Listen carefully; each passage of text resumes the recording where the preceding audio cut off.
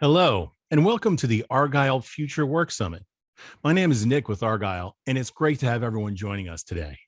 A couple of notes before I turn things over to our esteemed speaker. First, a quick reminder to stop by our sponsors' virtual booths at any time during today's event and for the following week. Our partners are committed to providing you with valuable content and a great overall experience. At any time during today's event, you can visit their virtual booths from the main agenda page, which include complimentary materials, information, and meet and greet opportunities. To ask questions throughout the session, simply type into the Q&A chat, and we will address your questions at the end of the session.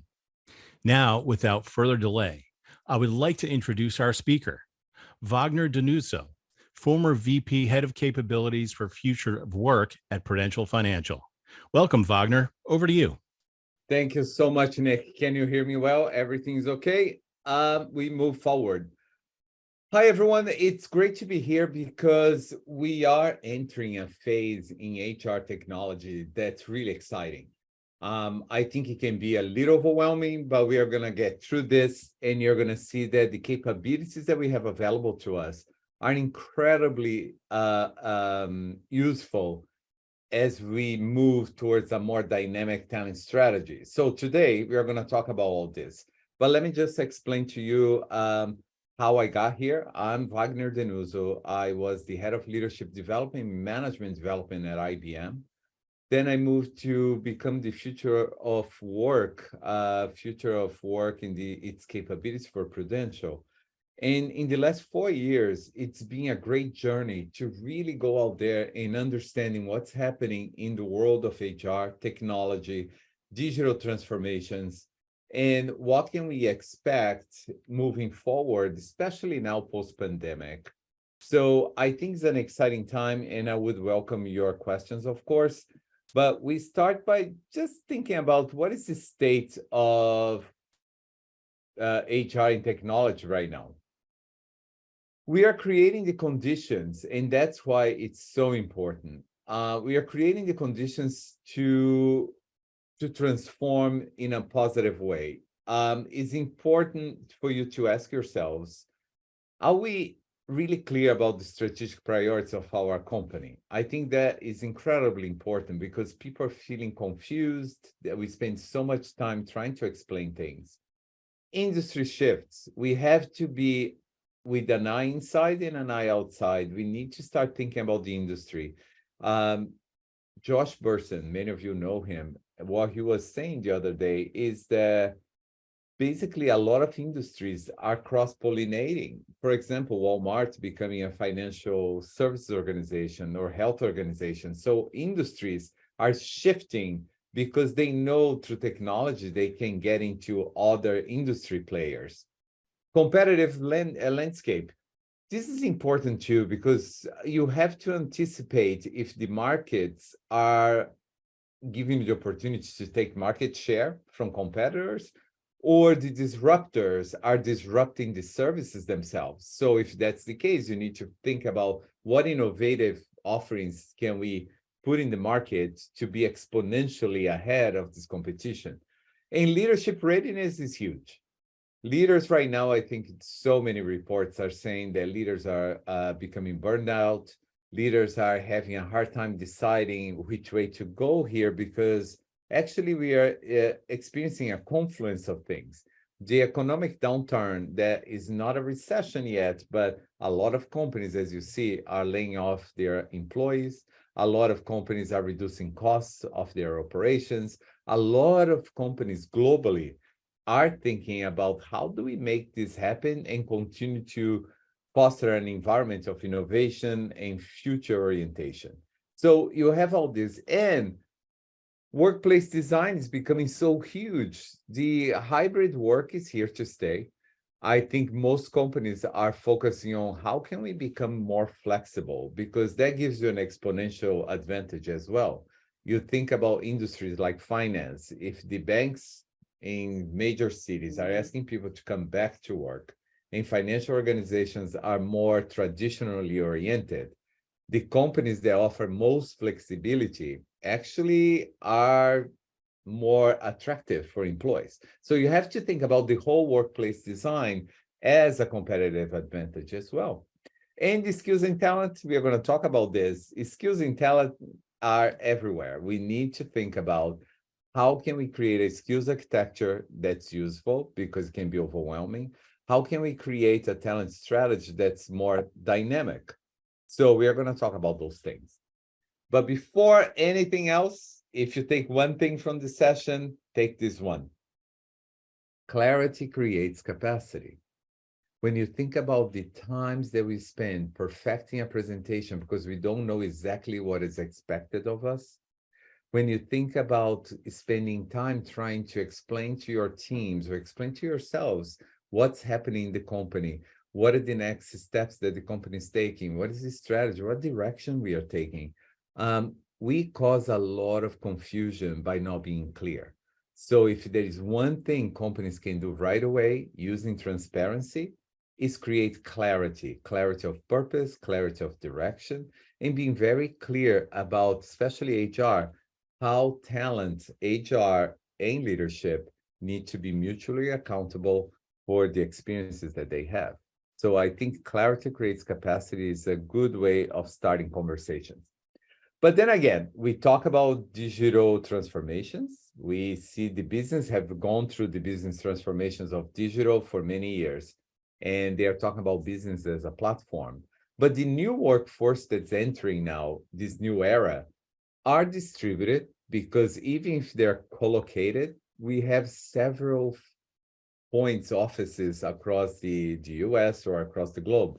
So the workforce has been distributed, but now for sure, we are dealing with a distributed workforce and we need to understand how to manage and how to lead in such organization.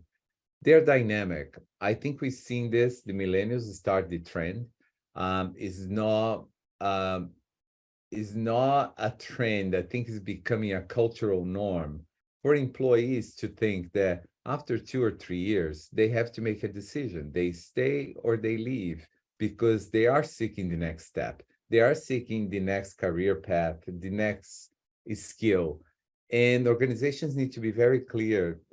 We have about 3 years for newcomers in the organization to really make this connection and make people feel that they belong where they are, because the dynamic of the workforce is very clear. It's here to stay as well. Digital is inevitable.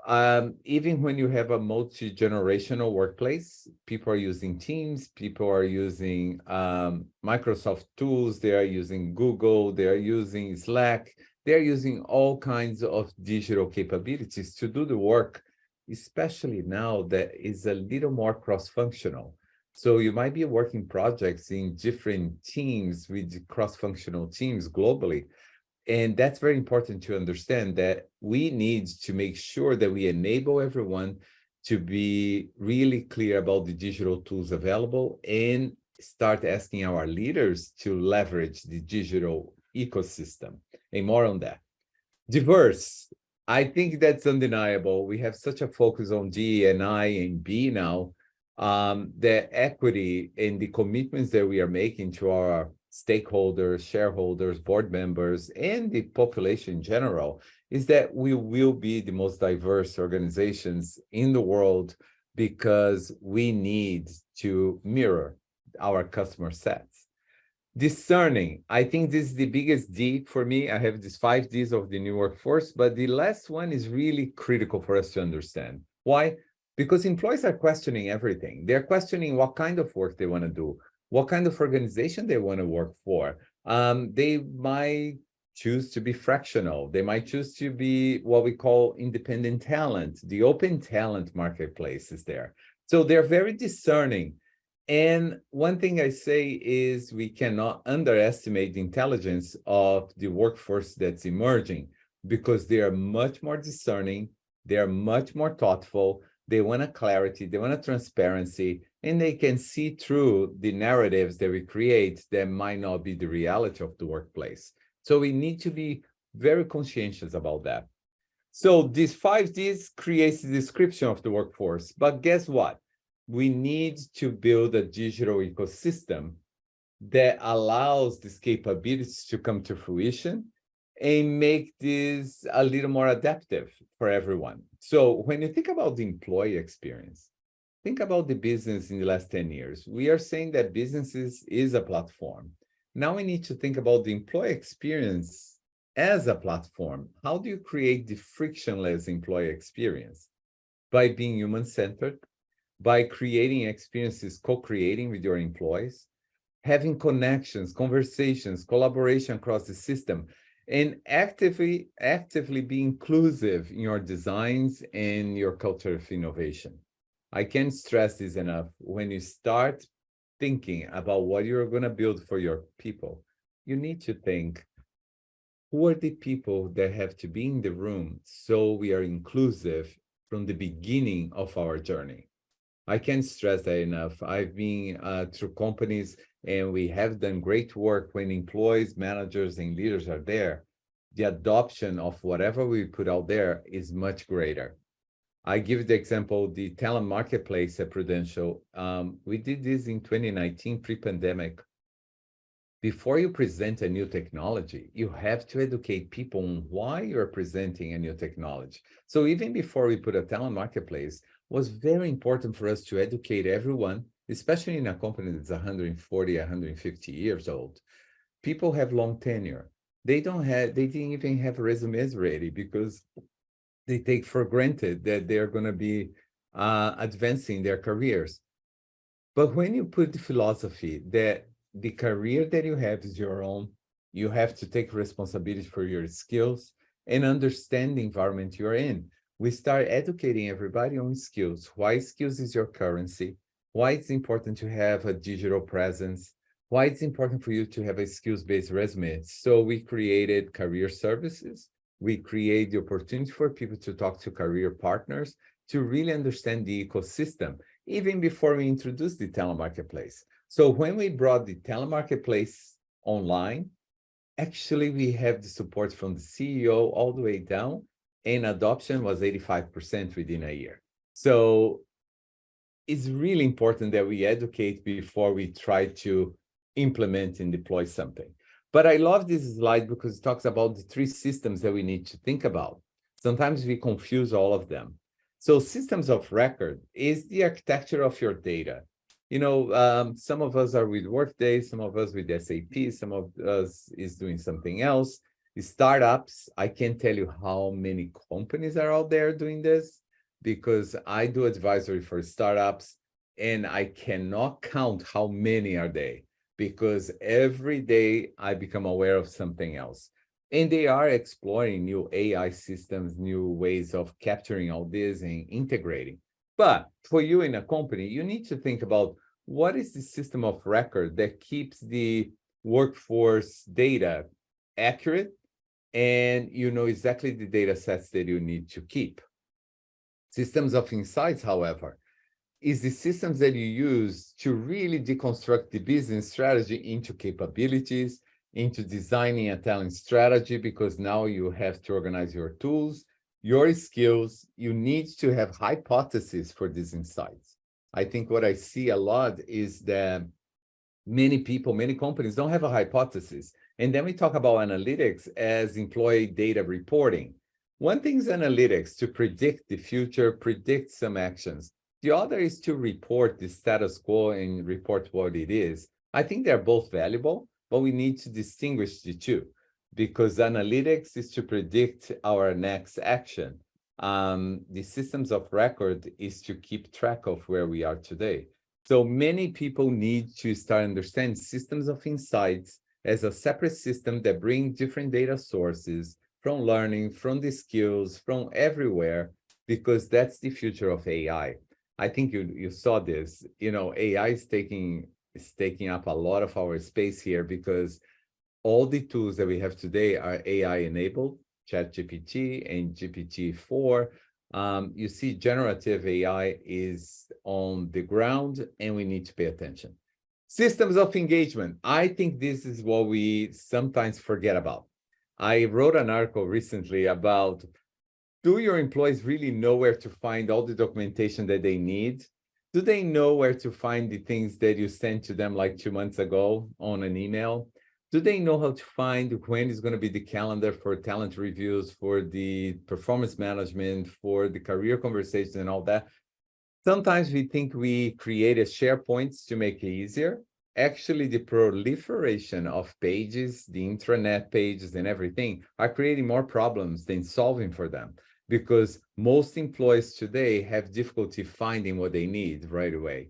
So it's important that we create a system of engagement where the platform's content management is very important, where platforms are available to employees as much as it's available to HR, but the content management of all this knowledge is really critical, because if you have to edit something from a PDF on performance management, for example, do you know all the versions that are circulating across all the businesses, all the groups that have access to a SharePoint or something?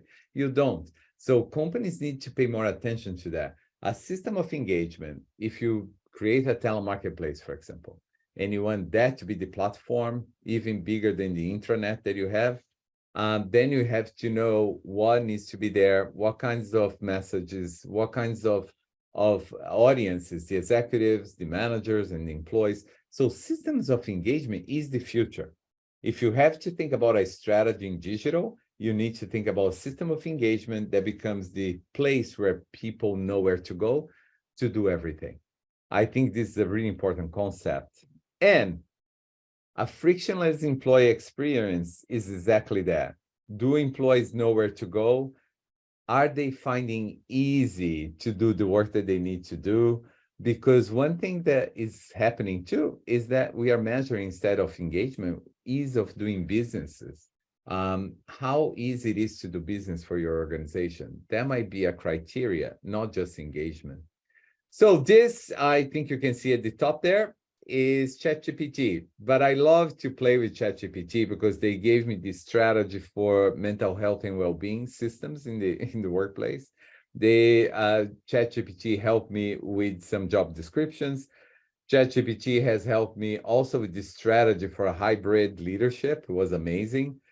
And gave me the questions for a workshop after a presentation I did in a conference. So ChatGPT has been very helpful. I think most of you have been acquainted with that, but actually it's the 80-20 rule, but not that 20% people do all the work and 80% don't. This is about ChatGPT can do 80% of your work because it's foundational, and then you have to do the next 20 to make 100% cohesive and aligned to your company. Now, why did I say what's missing here? Think about, I asked, how can HR be automated? Some of the ways that HR can be automated include the ATS, of course, HMS, HRMS, performance management. There's a lot of performance management software now. Payroll, needless to say, there is a lot there. Employee service portals, for sure.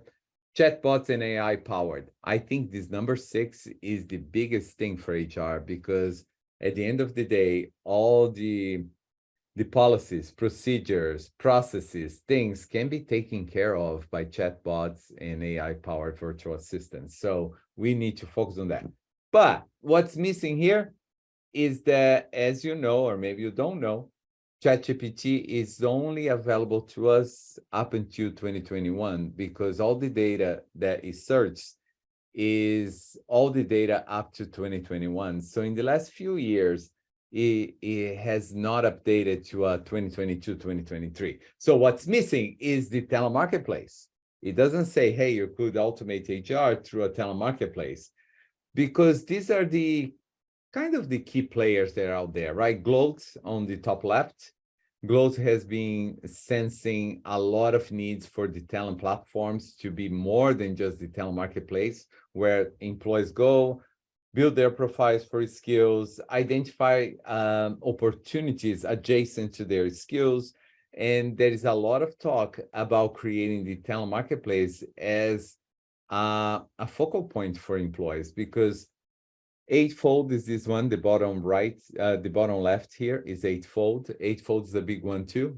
At Prudential, we have Eightfold. And it's incredibly important to understand that the AI is limited to the marketplace data, limited to our job descriptions, is limited to our own capacity to reinvent our roles and to have our job architecture, our skills architecture in place. So we need to take one day at a time here.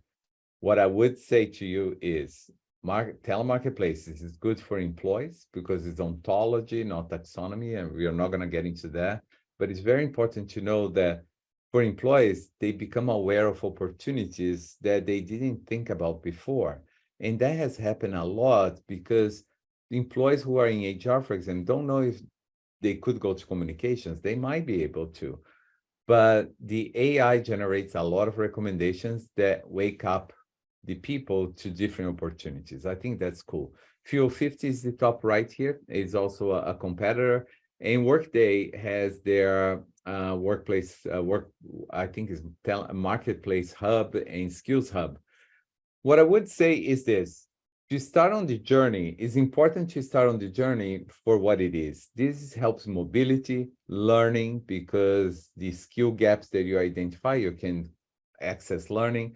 The telemarketplace can be good for gigs. If you want to place gigs so people increase their skills, is very good. It's good for all projects and things that otherwise wouldn't be in the employee's awareness.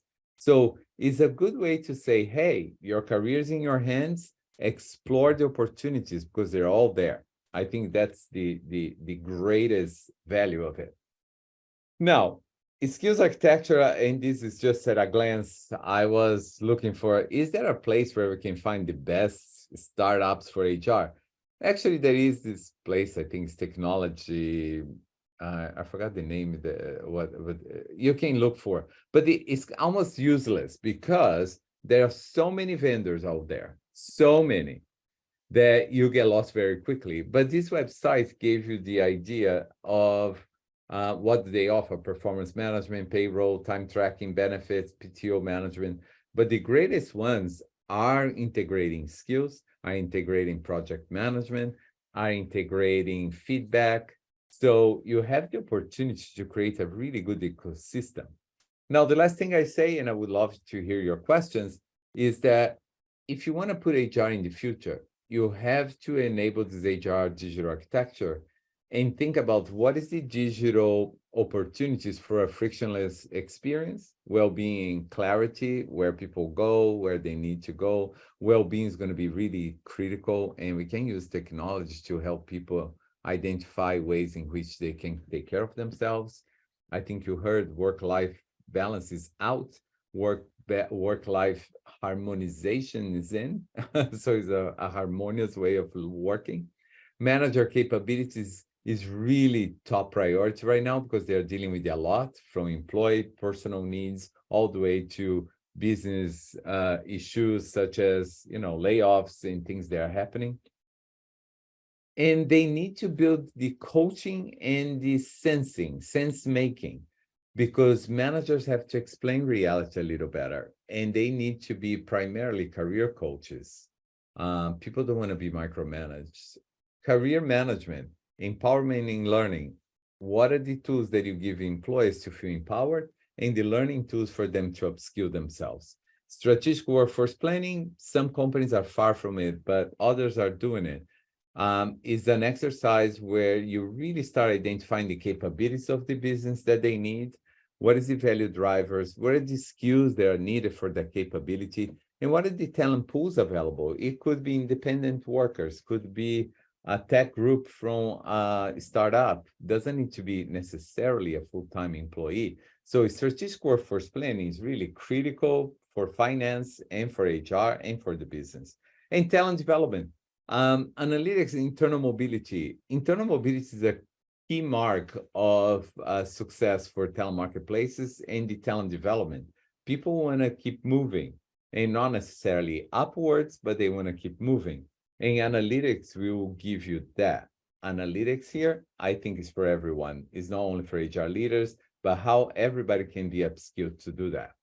And I would say be engaged and not attached, because sometimes we are so attached to our own ideas emotionally, and we lose sight of all the other opportunities. So be engaged, not attached, because being attached will freeze you here on the left.